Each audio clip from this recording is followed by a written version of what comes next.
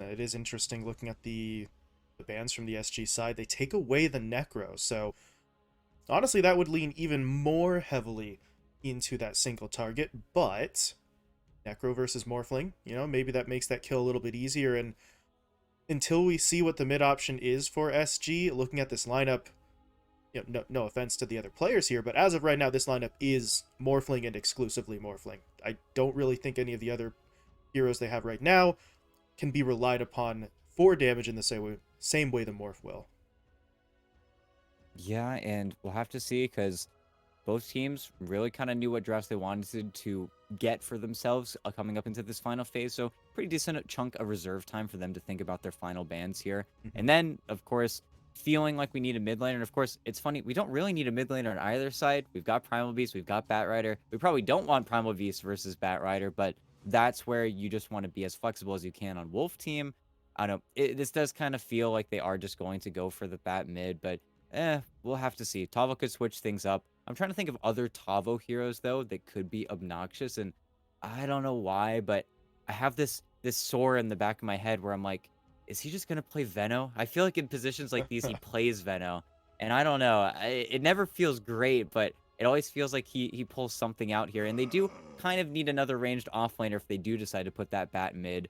I mean, a hero that they could definitely look at is still Death Prophet, which is still very, very good, but again, we'll have to see. Wolf Team are the one that have to blink first. They have to make their lane call just a little bit sooner. And in fairness, if there was ever a game where we start thinking a little bit more about Veno offlane, Tavo and Oscar, both very much capable of playing it and both have played it quite a bit in the past. Still don't think it's a great idea, but you've got two guys who would be willing, I suppose, to pull the trigger there, but neither one of them are actually doing the drafting, so it's really not their call. In the meantime, one last ban from SG at this point, ET, and really, what are they concerned with right now? Do they just go with the assumption that the bat's going to be mid, or should they try to ban out a mid laner here themselves?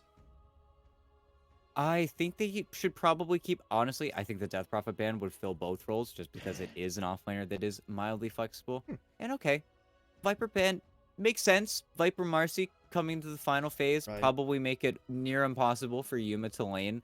But now it is that question. Wolf Team, what are we seeing here? Are you going to be happy enough to put your Bat Rider versus a question mark because you've already banned out the Lena, Queen of Pain, Puck, all the usual suspects?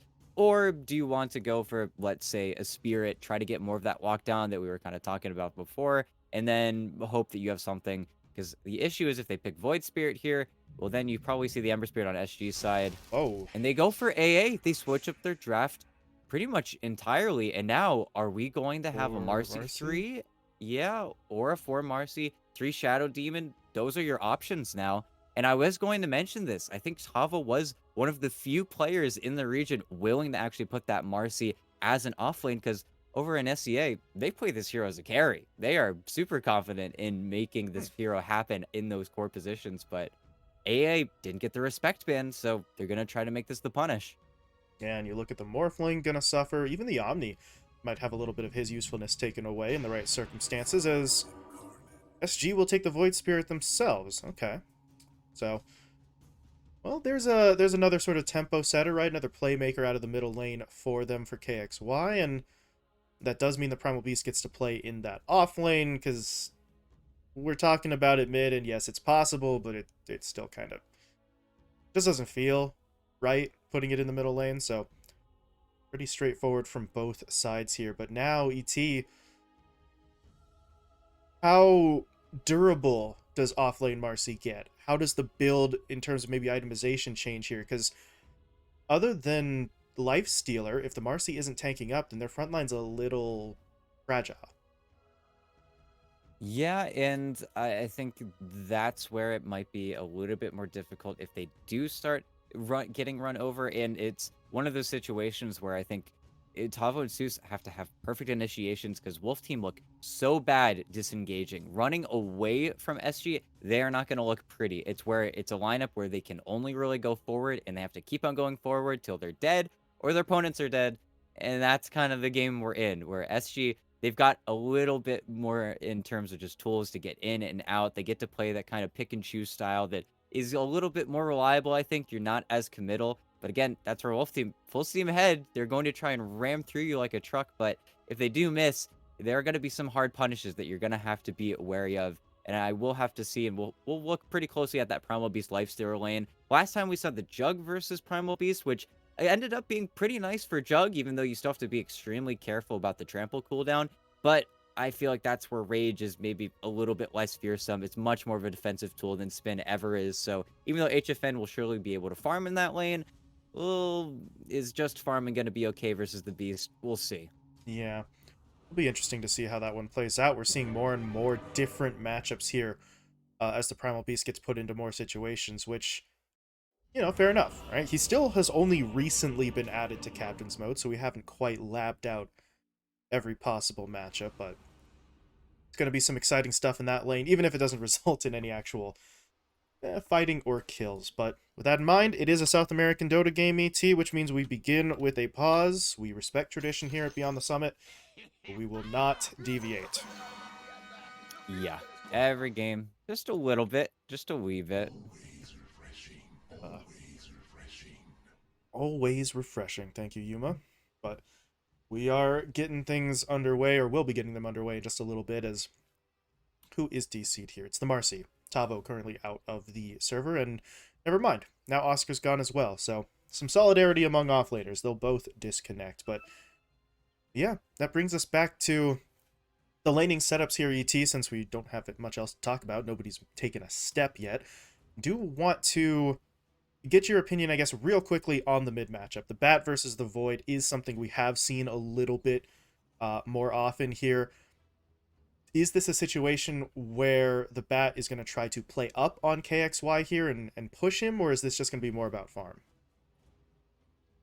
You're definitely going to want to push the issue, and I think that's also where, well, for KXY, you have to be very careful once that Napalm gets up to level 3. It's where that turn speed can kill you, and you can't just turn around and dissimulate out of some of these plays, which is very dangerous. But then it just becomes a race for level 6, and then once you are level 6, even though you might not be the fastest farmer on the Void Spirit, you can always make those rotations happen. But I think that's where that lane should hopefully be quiet. I know a lot of lanes that we've said should be quiet in the mid lane have just ended up in a few solo kills that have happened in the past few days, but that has come from, I think, some uncharacteristic mistakes. But again, the danger zone is really going to be around level 5, where you have 3 points up in Napalm, you either have 1 in Flamebreak and 1 in Firefly, or 2 in Firefly, and then you just cannot walk. It's that power spike even in the side lanes where carries have to be very careful. But we'll have to see if that ends up really happening, because looking over at Wolf Team and their support duo, I feel like they should just be focusing on stacks, baby. We're also good to see them rotate for runes, of course, as we always need to see supports rotate for runes nowadays, but that's where in having both of those range supports, you do get the stack on. Unfortunately, you're not on Dire. You don't have as many double stack opportunities, but that's where we'll have to see and make sure that they can give Sooths just even more to play around on the map.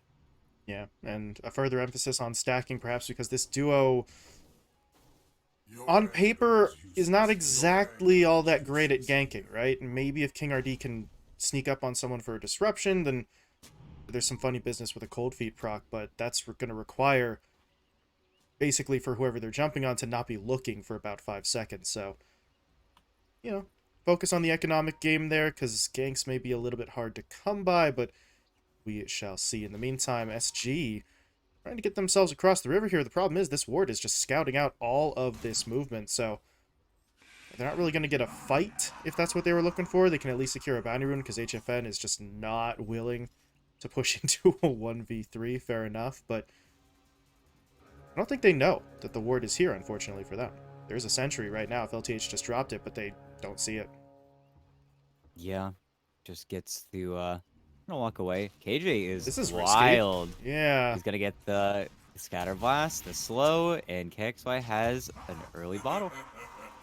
Yeah, KJ drops the whoops in chat there. Yeah, that wasn't great. If he stole the rune, yeah, maybe we're talking something different, right? But was not the case, and then he gives up first blood, and he gives it to the mid laner too. So Seuss is just kind of rolling his eyes a little bit like, gee, thanks, but he should still be alright in this lane. But it's a bit unfortunate.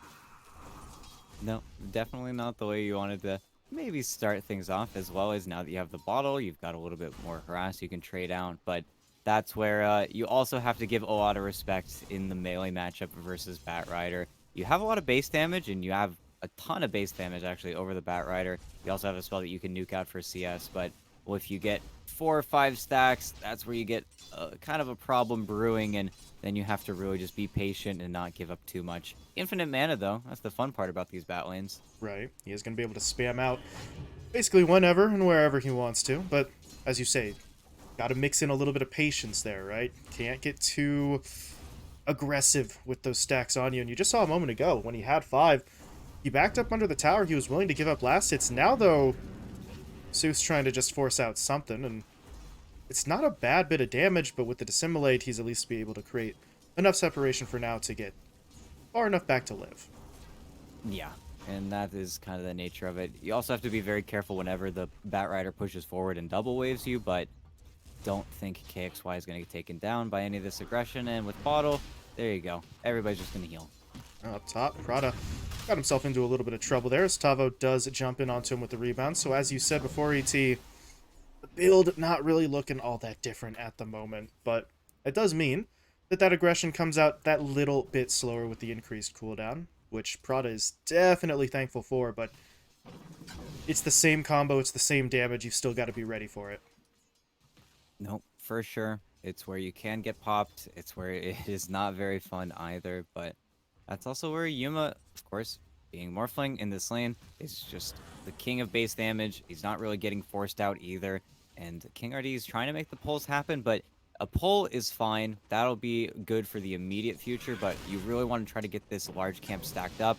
That way you do just deny everything, but now Yuma just farms this. He doesn't even have to meet the waves. Yeah, it's a bit unfortunate, but at least the equilibrium gets affected a little bit as Yuma gets put under by the disruption, so he's got to deal with those illusions. That did not take very long at all, though. Just clears through it and goes right back to farming, but at least Tavo is going to get some last hits, going to get some solo XP as well, because the Shadow Demon's off to do Shadow Demon things. He's just going to stack up camps all day long. Should be able to get both here. There we go. So, as you say, the range supports. Always having that little bit of an advantage there, while Tavo doesn't really have to be all that afraid of aggression at the moment, right? Yuma's not going to make any sort of move at all in the next couple of minutes. Yeah, no. You don't have to be very scared. And HFN does, though. Yeah. Well, he caught him. He doesn't have rage leveled up. He also doesn't have his boots either. Greeted out for the blades of attack, maybe having a little bit more to CS. But hey, Cage is happy. He gets pretty much a full wave under tower. Gonna be able to nab a few of these last hits, but not ideal. And that's the worry that we have in this lane. And of course, greeting out for the rage for a very good reason. It's because you don't want that spell level 1. It is just a very weak spell. You really need a few points in before you can feel the impact. But also catching him without his boots, just an unfortunate circumstance for HFN. Right. Just the weird combination of the item and the fact that he was just short of level 3. So, highly doubt he gets caught out like that again. He's level 3 now, holding a point. So, if Oscar tries it again, he should be fine. But now, Oscar's alone for just a sec, because the Snapfire did rotate out, but right? I mean, I'm not sure they would have been able to find that kill even in the 2v1, so they do back it off. Although I do want to point out, HFN actually not going for the rage. It's a point in the Ghoul Frenzy. Of course, he's not the one getting jumped in on. It's, excuse me, not Widge. It's KJ getting hit up here as he does get dropped. Cold Feet does eventually come through onto Oscar, but at that point, it's far too late. HFN is, yeah, going to try to get LTH, but without any lockdown. That's a quick TP home. Yeah, and that's where the A lifesteal lane, you see the weakness. It is a real easy TP out. You just run away from them. It's where you can't really do that much. You have to have them low already. And then it's a little bit scarier. And Oscar might get slightly hit up here, but don't think that really is going to play out. And actually, with the Observer Ward, okay, he's going to miss a few creeps, yeah. Unlucky that he loses the aggro, but this lane's going to start to turn around in favor of the Lifestealer. He won't be really bullied for too much longer in this lane, so that is going to be some good news for them. In the meantime, I do believe there was another stack coming out from King RD, so he really is setting those up. Now he's going to try and actually catch Oscar out in the bottom lane. There's the disruption that's going to cancel his onslaught, and he doesn't have mana for TP, so he just has to die. Yeah. Very nice TP from King RD. Just knowing that the punish was coming. That was already maybe one creep cut, I think, too early. And in doing so, Suits. yeah, mid lane. KXY, We're though, level wasn't 6, though. ready for this. Well, this is going to get awkward. LTH might just die to the DOT here. No, he's going to be able to walk away. Prada TP's in, drops the Grace on his teammate. This is turning into a weird fight, ET, as KXY, hit by the cold feet, forced to fall back. Prada may not be quite as fortunate. The disruption's going to catch him, but it's only King RD chasing at this point, and... well, the fight's over. Nobody died. 6 heroes end up mid, and nothing really happens. Yeah, no, Although we may very not be done yet. peculiar. And KJ, what are you doing? That's greed on a level that I did not anticipate seeing from KJ in particular, but there it is. Yeah, I don't know. It felt like he was kind of baiting with the illusion rune for a while there, trying to make some like nifty micro plays, and then he just ended up getting scatter blasted, and then it's like, oh yeah, we know which one is real. This isn't a play anymore. But yeah, a little peculiar. Maybe knows that there's going to be an observer ward on the cliff as well, but okay. Not that much was actually exchanged. That was just a huge rotation for an illusion rune and one death. It's just crazy, crazy stuff in that middle lane. And like I said, KJ is not normally the guy to, you know, full send like that, but everybody gets one, all right? You get one sort of oops moment, and then actually he's had 2 because he did give up first blood. But you know what? Everyone gets 2. Let's change the rules for now. But Wolf team still trailing here in terms of that kill count, 4-1. Last hit wise though, they're doing just fine, right? You take a look at the graph here, or the chart on the left, there's maybe a slight discrepancy between the mid laners, but other than that, they're doing just fine. Not a whole lot to worry about just yet. Sure, you'd like a couple more kills, you'd like some of those rotations to have worked out better, but they're not exactly trailing at this stage. No, I think they're pretty satisfied, as well as, of course, you've gotten out of that danger zone in your mid lane, so KXY is going to look for those rotation. Suits is catching up net worth-wise, though, by farming up those stacks, and there's a huge ancient stack for him to feed into in just a few moments here, but 8 minutes, Does he and get Oscar's another mid. one? Oh, yep. Checking it out. Oscar's going to go in. There's the pulverized. Sooths is low. They'll finish him off. Now they have eyes on the supports, too. Don't think they're willing, yeah, to jump the high ground. They pretty much used everything they had on that mid lane, but that's a big kill. They take down the bat. I mean, the stack is still here. Or, there we go. The ancient stack is still here, and I don't think anyone can steal that, but you at least delay his ability to go after it. Yeah, keep a rune out of his bottle, keep a rune out of anybody's bottle, albeit King RD was able to snag the DD, but also I think doing a good job of utilizing Oscar is going to be very important here as... okay. Attempt. Just a little bit faster inside the creep, so he's able to get himself out. He's full up on HP, so he doesn't have to stay in the creep anymore, but continues to do so. This just looks a little weird, but there we go. Times it up to get a last hit. HFN's all about the farming efficiency, but good play. Does put his ult on cooldown, but he's not really looking to push out too much in the near future as... ooh, Sooths. This is awkward. Prada's come in. He spotted this out. I don't know how effectively he can really take any of this, and they're going to punish him. Here comes HFN. Do they have a stun? Disruption? Good enough. Prada will go down. Okay, that's... yeah, sure. Pop the wand, why not? It's not going to save him, but... oh, hold up, yeah. Okay, never mind. Prada, you're a genius. The wand... not bad. Thought the wand was just kind of a delay your death, but it actually allows him to get the denies to the neutrals instead. Yeah, and the reason all of that looks so kind of messy, and in actuality it is pretty messy, is just because, of course, Napalm does contact damage now, so you aggro the creeps. You can't just get 10 stacks and then farm it in one fail swoop, which makes that a little bit more difficult, especially, I think there was only one melee ancient creep in there, so just everything was hitting him with the Thunderhide attack speed buff as well, so wasn't fun for the Bat Rider, but they make it happen. They get a kill bottom as well, just using the Primal Beast, because, well, you did show quite a few heroes. Prada kind of found everybody farming the Ancient stack, so knowing that the A was just buying his lonesome, pretty free pick. But, here we go. Oscar gets some damage on the tier 1. Lots of heroes mid at this point. They do have to be wary of the lasso, however, so... their way into this fight's kind of iffy. You see LTH trying to find an angle there, and With the cookie, they could get the initial stun. It's just he's got to find the angle. He wasn't able to do so. This is not the angle. This is just death. He's going to walk onto the high ground, tries to get himself onto the low ground with the cookie. He will be successful, but Suits is just going to push after it. And nice attempt. A little late on the Heavenly Grace. LTH gets taken down. Yeah, not a bad kill at all. I think it's just a little bit too far forward, getting punished. It's not nighttime, can't be really sneaky. It's where a lot of those wards end up going down. And bottom lane, though, Hold up. Oscar, he's got the onslaught. Didn't get the dispose to interrupt it, though. So pretty quick from Oscar. And they're still looking. He's got the demonic purge. Oh, got fogged for just a second there.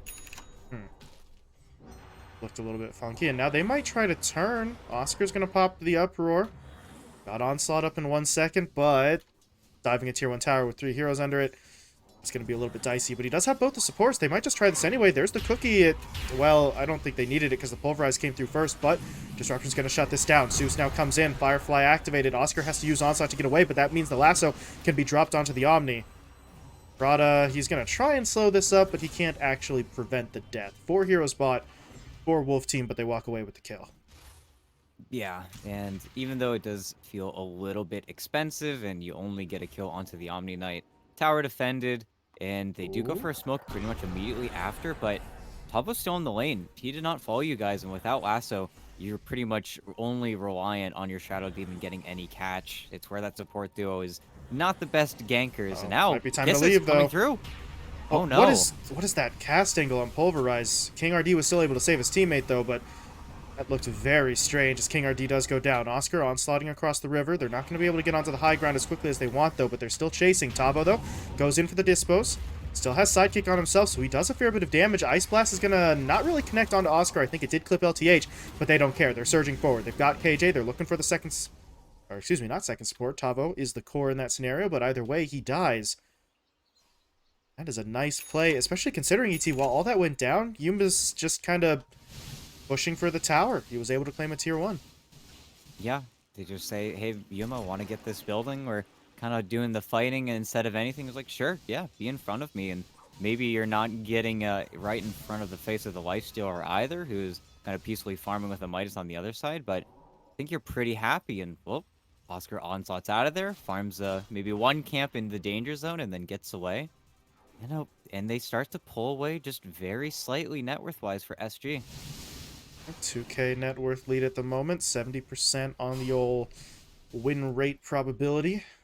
Prada, though, this is a bit of an aggressive play, trying to get the ward down, and there was very little about that was actually subtle. So he is going to lose his life here, and then I'm pretty sure they're just going to de-ward that obs he put down as well.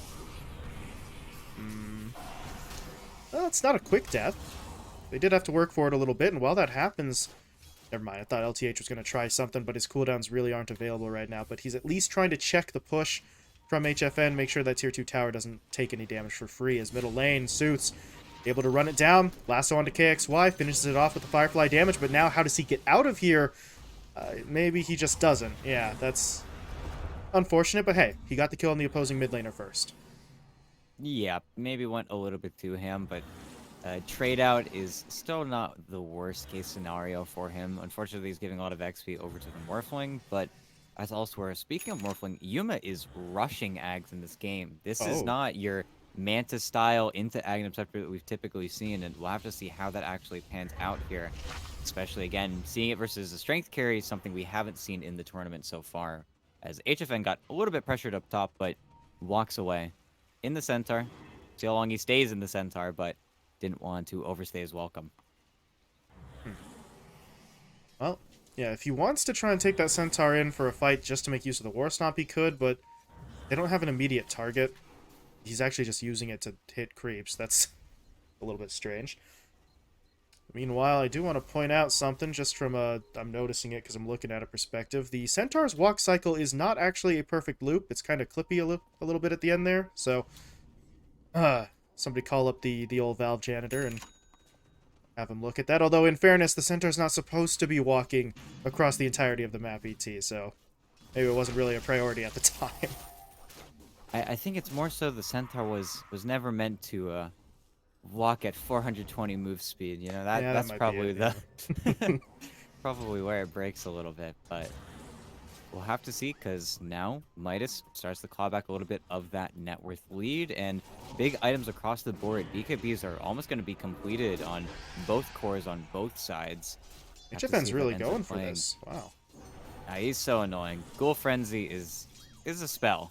It's one of the spells of all time. It's very, very obnoxious. A lot of people weren't sold on it for quite a bit, as it does have to make a natural step there for the regen rune, but gets it, isn't too worried. And with the Midas buildup, I don't think HFN can really put too much pressure here, but tower's already very low, so maybe just goes for it. Knows, though, if he rages for the tower, you can just die, especially not having the infest. This is the most dangerous position HFN can really put himself into right now. Okay, that absolutely does not work. There you go. Thought for a moment they knew something I didn't, dropping the seeds under the tower, but no. That doesn't work that way. Would be interesting, but the tower does end up going down. And now if your Wolf team... Well, what is the next play? They're still grouped up pretty heavily here, so... Could try to find something. It's just nobody's really wandering into this area.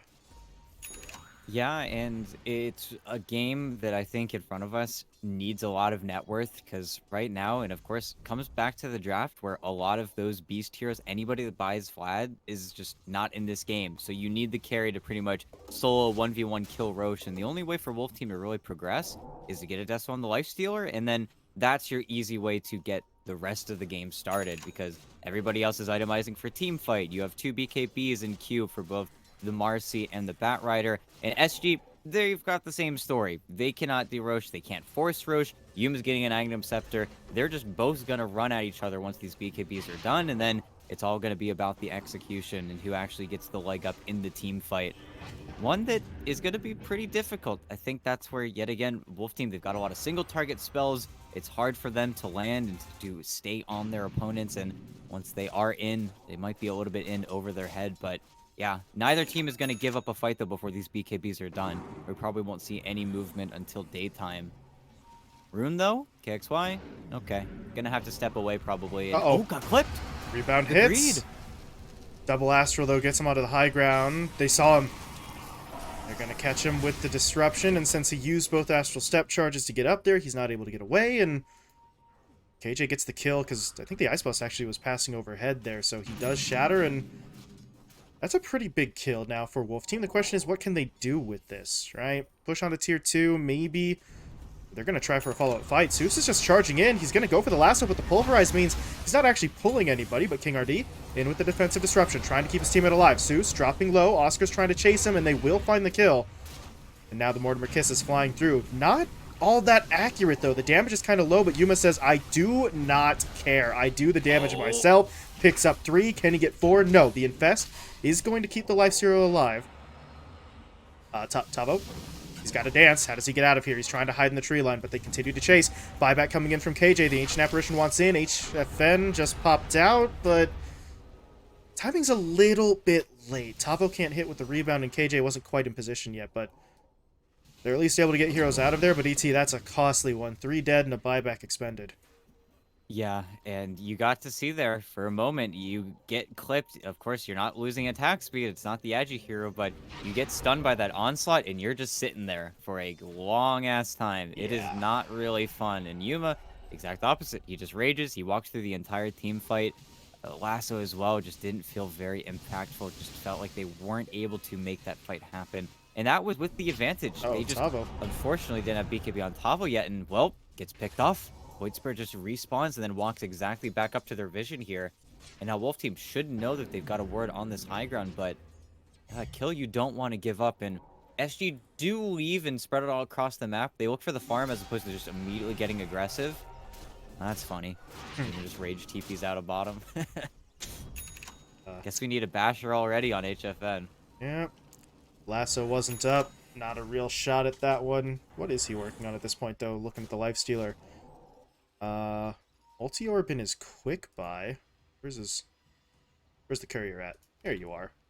That's the Sanj coming out to him at the moment. Okay. But yeah. Basher might genuinely be a necessity later on, especially if Yuma gets just huge, right? Because you need some way to try and lock him down. But for now, Not coming just yet. Instead, it's a 5-man move into mid. Who's got the smoke? KJ's got it. They did need to clear out that creep wave first, though. Now they'll go. Yeah. And this is that timing. It still is before Tava has his BKB, so Marcy still has to play off of her teammates maybe a little bit more. Tavo can't be that independent going here just yet, but oh, just barely caught Oscar's tail there, moving across, but Oscar feels like something's up, and he's exactly right. Retreating to the vision. LTH doesn't necessarily want to place a ward up there, just out of fear of it immediately getting dewarded, but I feel like on the other high ground, I see the obs placed and then see them resituate themselves around the pit, but that's where, also, looking at Yuma, stole his mid laner's bottle, has a DD rune, just waiting in the wings here to make this happen. Very scary. Of course, DD is one of the best runes, probably combined with Morphling in the game. You just always get so much damage out of it. That could be SG's early way onto a Roche if they win a team fight. And now you see him doubling back for that Scotty. So the itemization, it's still pretty familiar. It's just the order was shifted a little bit. And once he has that Scotty, it's going to be so damn hard for Wolf Team to realistically do anything. They've got so many cores here that are dependent on their movement, and that's just not going to exist. Yeah, super on point. It also is where for HFN, you wonder where we're going next. He's got a Sange. Is he just going to look for a Halberd? It kind of makes sense, but it's where no matter what he ends up going for, it's just Lifestealer doesn't feel too great as a carry when you can't right-click heroes, and that's where, again, SG are just naturally more adept at getting out of those sketchy situations as KXY TP's out of top, where he joins his teammates mid. Don't really know what SG are waiting for right now. I don't feel like you want to wait for Yuma's entire Scotty, and there will finally be a smoke up, but this feels like just Prada maybe just getting a deep ward Oh. down that doesn't get scouted out, but they could find KJ for free. Oscar's got a blink coming out to him. Maybe that's what the wait was for, but... well, they're not really going to find anything here. As you say, KJ would be a target, but it's a lot of effort to expend to not really get too valuable of a hero, so... feels like SG might be on the verge of waiting a little bit too long, but... and as we said, Blink Dagger finished on the Primal Beast. Yuma's closing in on his Scotty. I do want to point out as well, going back to HFN, he is starting on a Scotty of his own, so this Sange is just going to stay a Sange for the time being, not really upgrading it as of yet. Yeah, and makes sense. I feel like aside from the halberd, there are just a few too many items in queue, and I do wonder why he built the Sange, but you know, it's Lifestealer. You've got options. And of course, Sange with the healing amp always makes Feast feel just a little bit better, but we're not gonna hark on him too bad here. But that's also where Wolf Team are now ready. In farming out bottom, just bought a fresh Blink Dagger up on the Bat Rider. Tava just got his BKB. Of course, mentioned that Oscar on the Primal Beast has a Blink Dagger coming out to him. There is a huge fight looming over us in just a few minutes here. And whether or not Yuma gets his Scotty in time, I feel like that's another item timing that we're going to see have an effect on this next team fight. Mhm. We're just going to get a big old clash, aren't we? Well, that would be the hope, because it's been a little quiet over the last few minutes, and on top of that, no team's really even looked to the Roche pit just yet, so... yeah, all of that could sort of come together right now. Team fight into Roche, just sort of get that first domino to fall, and we'll see where we go from there. But if that is the case, ET, looking at what both teams just recently picked up, who really has that team fight advantage? Because both teams have some big plays to make, right? You got the Kisses on the one side, you got the Ice Blast on the other. Damage-wise, though, in terms of just straight up hitting each other, it does feel like SG are maybe a little bit ahead. Yeah, and I think that's also where you really have to be careful with how you show. Yuma can still make the mistake where if a team fight starts and he has to morph into somebody early, you can catch him as probably, I think, Marcy is his second most likely morph target, where you do just kind of, again, take away a lot of your status resistance and then you get to sidekick yourself and then things are pretty frightening. But aside from that, will Wolf Team be able to create enough of a threat without HFN hitting on someone? That's kind of the question here. I think with Lasso plus A Blast, they are able to kill, I was going to say pretty much anyone, but really it's going to be the focus of whether or not you get the Snapfire or the Void Spirit first. But That's why they picked Omni Knight, because if Prada has good positioning, he can very easily just dispel it off, kind of blow open a team fight where, again, if Wolf Team blow too many of their tools, they're very single target. They have not that much team fight to actually give out here. It's where that level of execution, again, is a little bit higher than what SG can do, where they're a lot more independent with their heroes. But we'll have to see. And we'll also have to see if Suits can get back in here. Hmm. We've been paused for quite a bit, but that's where, of course, this next team fight, it's going to take place on that top side of the map. It's where every team fight eventually ends up going. And then, of course, Roche will be your first thing to worry about. And that's also where I think SG, if they're able to get that Aegis, as we always talk about with Yuma and his Morphling, you just have no fear then. You could just play 100% confident. You don't need to worry about messing up your attribute shift. You just are free at that point, as you get to see Yuma's lines on the minimap. It was interesting earlier on. Yuma now has a bit of an apprentice. Prada was doing it too, so he has shared the secret. Of course, never really got a definitive answer to that, ET. For all we know, this is something that, like, is blatantly obvious how to do it, and we just never looked into it, but it does still look cool on the minimap, gives the player something to do, and, well, I do hope we get Seuss back in here, but as you were saying, with the idea of taking the team fight, taking the Roche, we normally talk about that first Aegis as being not super impactful, right? Because in fairness, for, 90% of the times it's taken, it's not. It's just kind of a farming Aegis. But Yuma, on the Morphling in particular, gets to play free, as you said. You can sort of make a mistake with your attribute shift. So it sets his hero up for aggression in a way that most other people getting the first Aegis of the game don't really have at their disposal.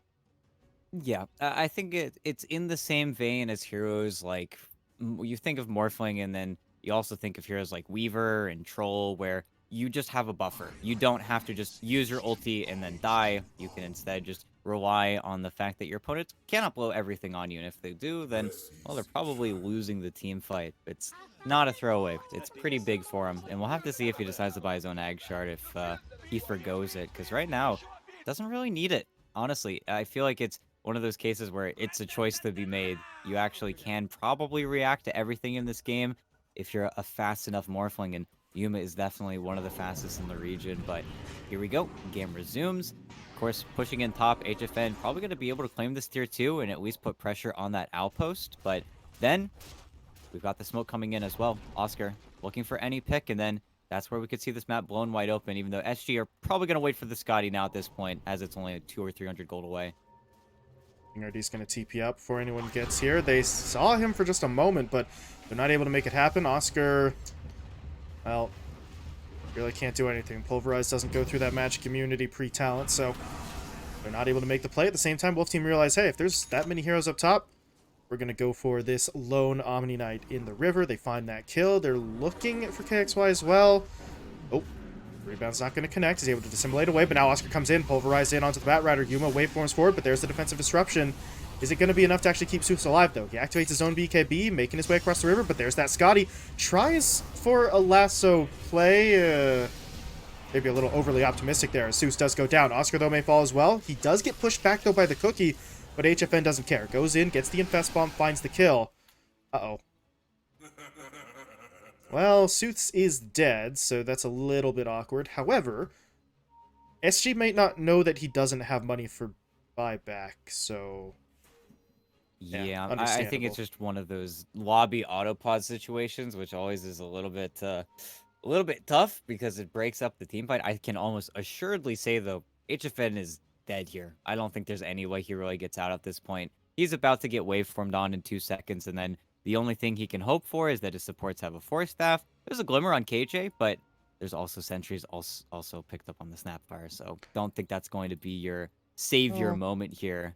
hold on, because Disruption's up in 1, Glimmer's up in 1, Tavo has Rebound. If Tavo rebounds in to try and save his teammate, he is switching places. He is sacrificing himself 100% because he doesn't have BKB yet, but maybe that's enough to keep him alive? Yeah, we'll have to see, because if Tavo does just rebound in right now, it's gonna maybe it'll stun up KXY, but it will not stun Yuma. It looks True. weird, but he is raged. He is just gonna do some nasty thing here with the Morphling, but How do you even tell? Doesn't... Let's see.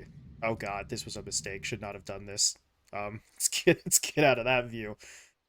Yuma's just a bunch of flashing lights around some water, but yeah, you're right. He won't be stunned up, so his damage would continue. That would mean the disruption has to be sort of the play, and KXY does have to be hmm. careful though, because he's about to get 5 stacks of Shadow Poison, so he's about to take a whole bunch of damage. Oh, And I think, honestly, now that I'm thinking about it, and of course this is why Dota pauses are so annoying and so impactful, because we get to think and talk about everything. So one more Shadow Poison, if Tavo actually hits the rebound on the KXY, Void Spirit will pop, and then, well, Yuma is still most likely going to output a lot of damage onto HFN.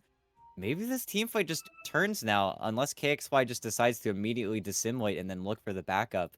But that's why, and I said the last time we had this kind of pause situation, the funny thing about pauses in Dota is that once you get into a team fight and you look at everything and just the matter of factness of the situation, both sides kind of realize how bad of a situation is, and it might be time to go. But right. we'll see, because Yuma's the one that can be confident in this kind of spot, but everybody else might realize that, yeah, this is a little sketch. And actually, now that I think about it, let's see who sees who here. So Wolf Team do have the full vision. They've got the high ground, but SG only see Tavo, so they don't know that King RD and KJ are still sort of in the area. They might suspect, but they don't have that guaranteed. So maybe they push forward thinking, hey, it's just Tavo, and if he jumps in, then we kill him too. Supports might be able to make something happen. Or, as you say, ET, now that they're looking at the whole situation, maybe SG are just thinking, maybe we just get out of here. Maybe we just back off before we get jumped on. I think that's definitely the smart choice for KXY, and if he reacts too slowly, I probably could die, honestly, because again, he's about to take 700 damage from Shadow Poison. He probably is going to get clipped by the rebound if he lets that land. So really, the only thing that matters here is whether or not Tavo goes in, because here's the funny thing. If KXY presses Dissimulate immediately, Tavo still goes in. Yuma just kills Tavo instead of HFN. HFN gets disrupted, probably walks away, but they'll probably still try to fiend him down, knowing he doesn't have Infest. Hmm. But it is just a matter of whether or not the Void Spirit dies to Tavo or not, I think, at this point. Yeah, if KXY ends up going down, then things look very awkward. But we'll have to wait and see. In the meantime, though, you We're saw, out. yeah, Yeah. we are running out of pause time. I think, what was it? The last update was 1 minute, and that was, oh, I don't know, about 1 minute ago. So now, does SG decide to be nice? Do want to remind everyone out there, every single time this happens, SG are under no obligation whatsoever to use their own pause time. I know there's a lot of opinions about that, but the time is up. If they use the pause time themselves, they're being very nice, but they are not required to do so. So we'll see if they Yeah. decide to be nice to their opponents or if they just play it by the rules. Yeah, and we'll see, because usually a little unpause happens and then SG end up pausing, so that way it's actually kind of measurable when SG decide to pause, yeah, to use their pause time, because right now we're still in that wishy-washy territory, but Mhm. I'm honestly okay with keeping the tension right now, because a 1 second Hey, pause, and yeah, so they will be nice, and I think that is, I believe just 5 more minutes that I guess will probably get added on here, but hopefully Suits can get back into the lobby. Because it is awkward right now, not having their batter, and of course, he's dead. And okay, it's actually just a full 10 minutes. oh wow, we really use. Very generous. Did we use 5 minutes of Wolf Team's pause time before? I guess we were paused at the start, and that was all technically counted against them because they DC'd first. Hmm.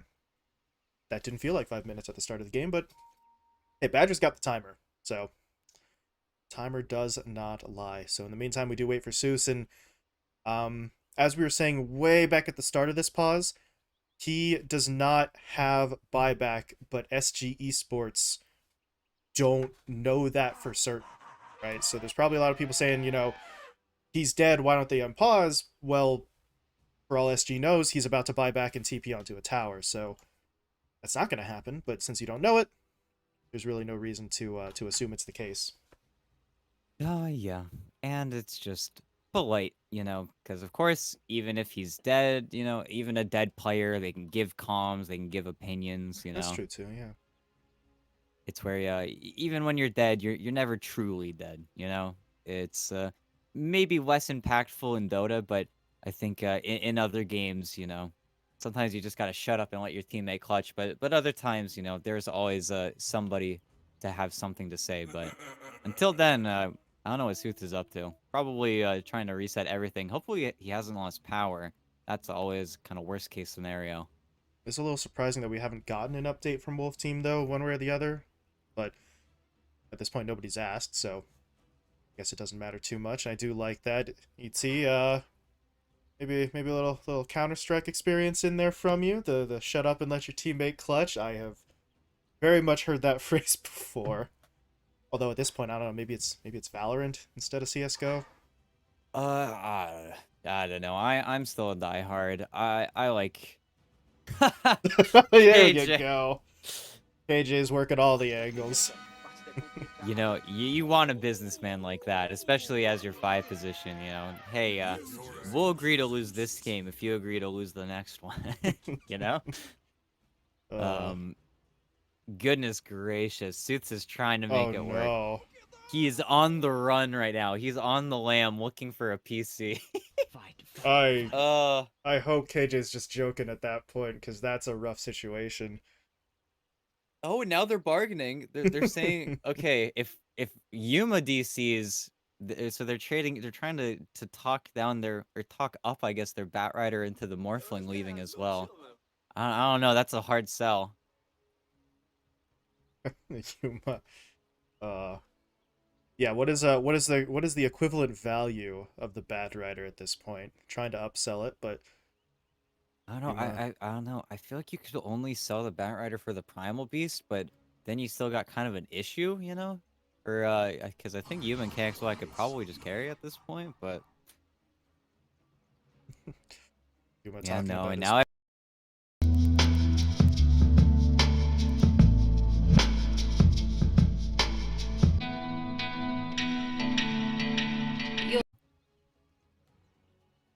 I believe they were not super seriously, but they were doing a little bit of campaigning for an Argentina server for this game, but it was not meant to be. It is US East still.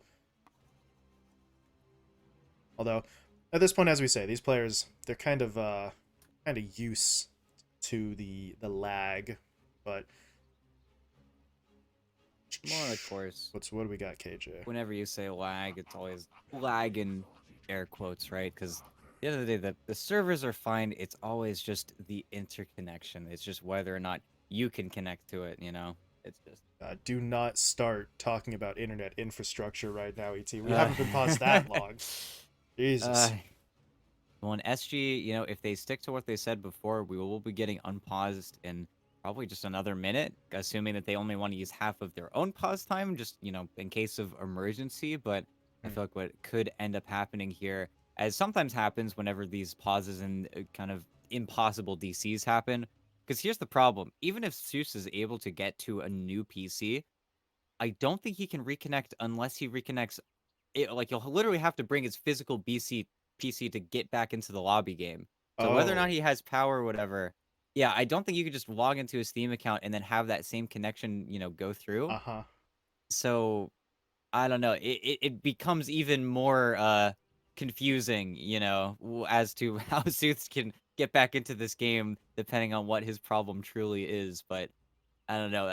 Picturing Sooths running around, wherever he is with his PC, looking for his friend's house to play Batrider is an idea. Just carrying his full tower around like, please, who has an internet connection? But, Uh, well, here you go. That's something new. Everyone is in mid except for Prada, who is currently he's TPing. Is this just mid? Yeah, it is. Okay. So he is trying to rejoin this fight, but he's just so far away.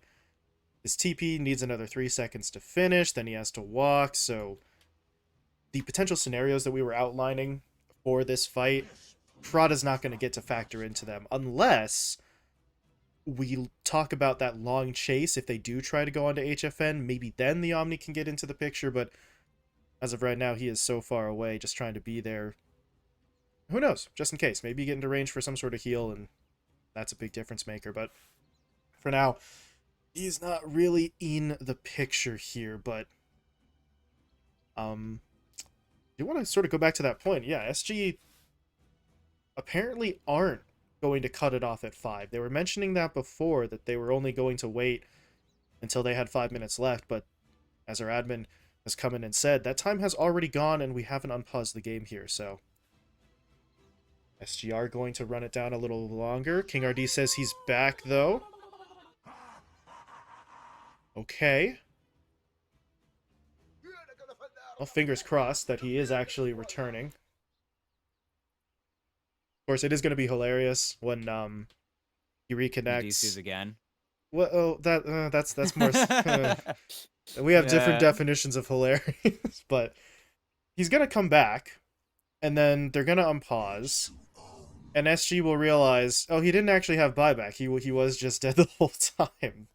So No, it'll be an interesting situation. Wonder what HFN is just playing lifesteal. You know, honestly, he's happy as a clam. He could he could be more upset. Oh, and now they're reforming teams. We're getting lineup discussions in the middle of the game as well. You know, man.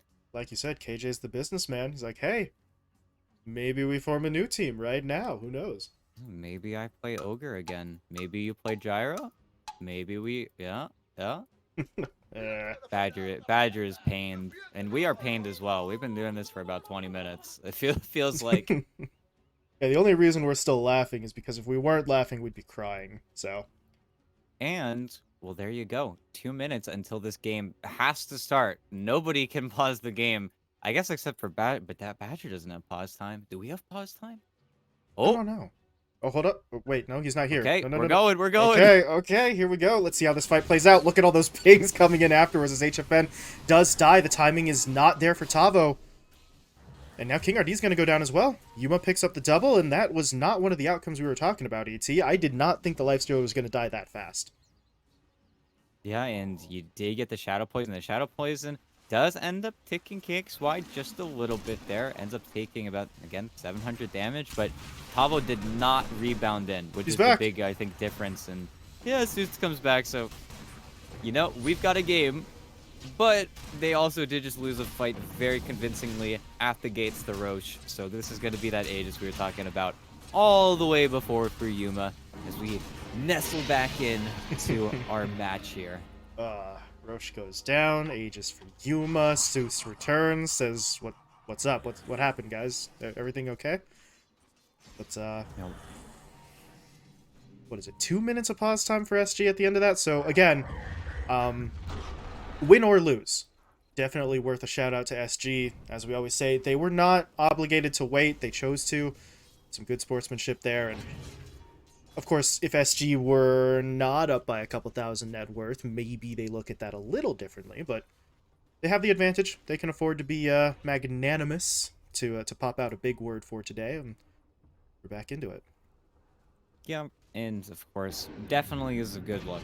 You never want to be the team that forces their opponents to play when they don't want to. Oh, as no. well as, I told you. Yeah, we're just going. Yeah, can't afford to do that anymore. So Yep. somebody is still gonna play Batrider though. That's where even if Suits isn't in the server, I feel like that's where maybe KJ will moonlight as the Batrider he's always wanted to be. But we'll have to see. But yeah, SG definitely take a commanding lead, not only in the game, but also kind of outside the game at this point, as this is going to be a few orders of magnitude more difficult now for Wolf Team.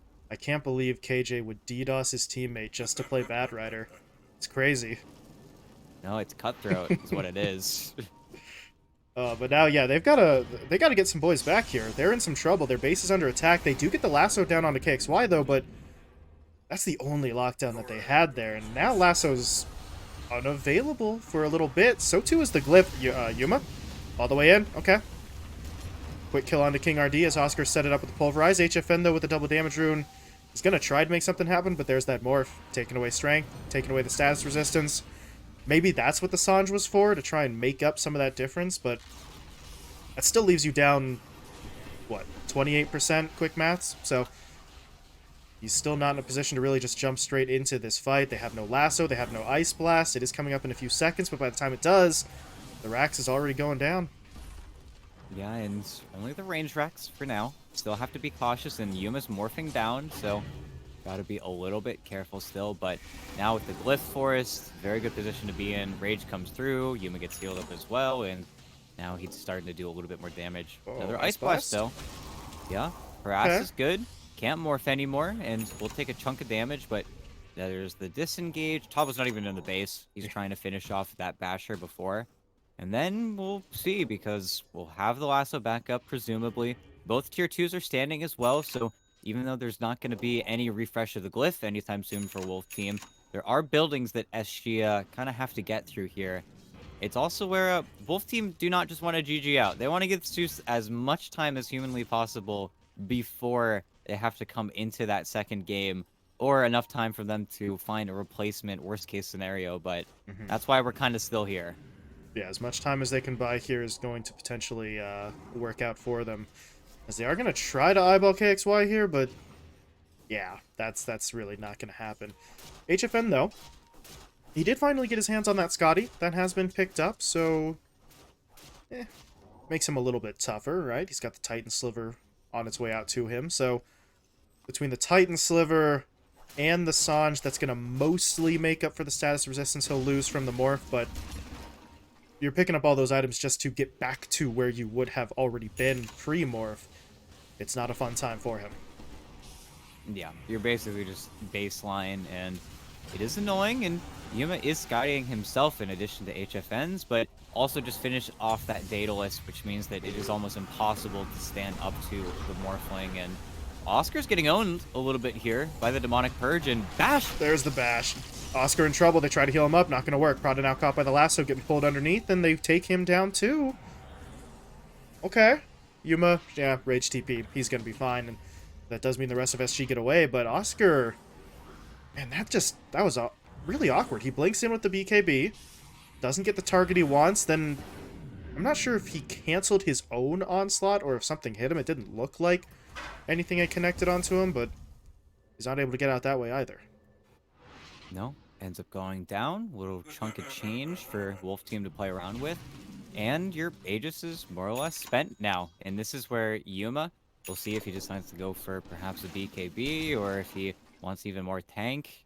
His build is kind of up in the air right now, but that's where Wolf Team are not out of it just yet. And Tavo becoming more of a core by the minute. This is where the game is certainly not decided. You could still either throw or honestly lose very quickly, because SG realistically only need to win one more team fight, and then that could very likely be the game. But until that team fight plays out, we still have something to play for. Mm-hmm.